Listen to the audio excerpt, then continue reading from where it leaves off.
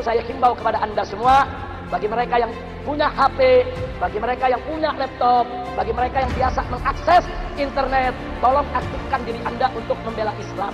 Kalau Anda dapatkan akun-akun saudara yang menghantam Islam, Anda buat akun yang banyak yang membela Islam, yang memenangkan Islam. Anda hantam akun mana saja yang coba-coba merendahkan Islam. Jadi jangan diam. Jangan orang kafirnya pada bikin satu orang 100 akun, satu orang 500 akun. Sementara orang Islam satu akun pun nggak punya, saudara. Ini perang opini, ini perang medsos, ini perang IT, saudara. Kita sudah masuk ke zaman digital. Ini perang nggak sembarangan, saudara. Maka itu, anak-anak muda yang biasa mengakses internet, lantangkan suaramu untuk bela Islam, lantangkan suaramu di dunia medsos untuk bela Allah, bela Rasul, bela kepentingan umat Islam. Jangan biarkan orang-orang kafir menghancurkan kita dalam opini. Betul? Siap bersatu, siap berjuang, takbir.